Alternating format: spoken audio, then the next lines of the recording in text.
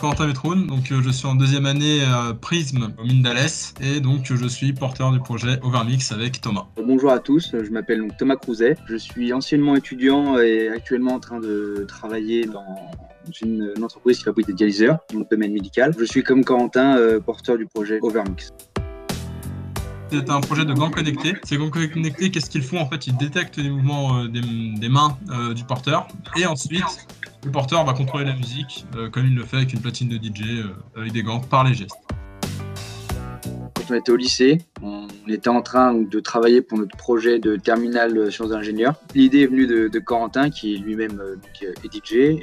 S'est posé comme problématique pourquoi le DJ reste toujours derrière sa platine sur la scène et pas donc au milieu des personnes ou au milieu de l'engouement qu'il crée. On a réfléchi sur la manière dont on pouvait rendre ce moment un peu plus mobile pour le DJ. Et donc au final, on en est venu à faire disparaître la table de mixage et mettre les fonctions principales sur un gant via des connexions qu'on aurait créées à partir des mouvements que faisait une main pour que le DJ puisse être vraiment une partie intégrante de la fête qu'il est en train de faire, de créer, ou de la musique qu'il est en train de créer.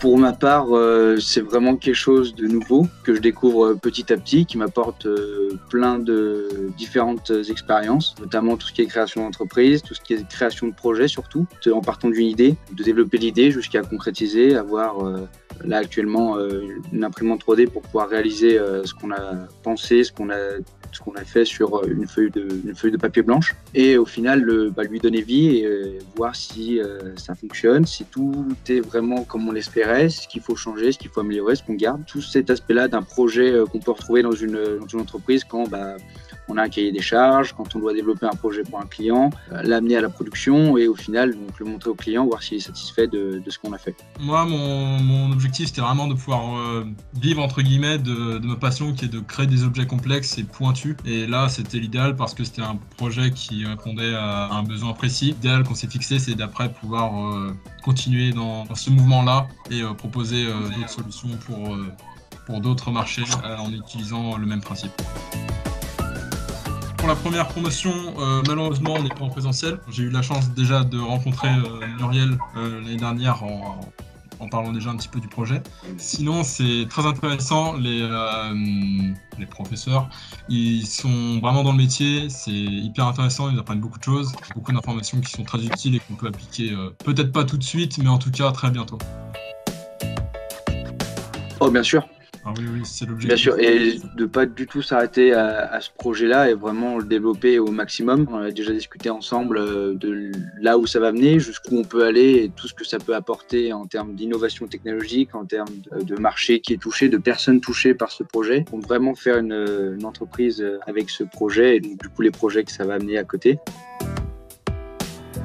Actuellement, on est en train de réaliser un prototype qui devrait être prêt pour janvier. Thomas, lui, il est en train de s'occuper d'une belle partie structurelle avec l'imprimante 3D. Moi, derrière, je vais m'occuper d'aller mettre l'électronique sur les gants pour les faire vivre entre guillemets.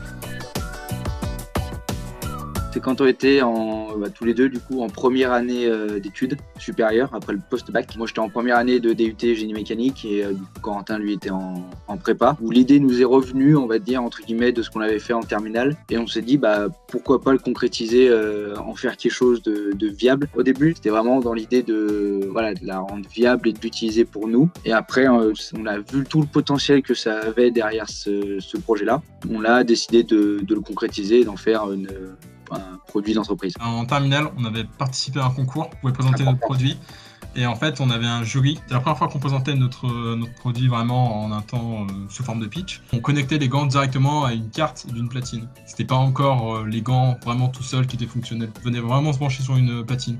Et j'ai le souvenir d'une chercheuse qui nous avait dit qu'on se focalisait trop sur la carte qu'on avait entre guillemets, on s'était branché dessus. L'objet clé qu'on avait dans les mains et qui nous avait fait gagner le prix d'innovation, c'était les gants en eux-mêmes. Le premier cours qu'on a eu, c'était la proposition de valeur, savoir vraiment qu'est-ce qu'on offrait aux clients, si c'était vraiment intéressant et si c'était bien défini surtout. Et un des derniers cours qu'on a eu qui était un peu plus pointu, c'était la landing page où on présentait notre produit à pas forcément des clients, mais à des personnes qui seraient intéressées, qu'on aurait besoin d'interagir en premier là dans les médias. On en avait imaginé un, on va dire un peu bateau, un peu classique, mais si je m'en souviens bien, c'était la musique à portée de main. Ouais, c'était quelque chose comme ça. Ouais.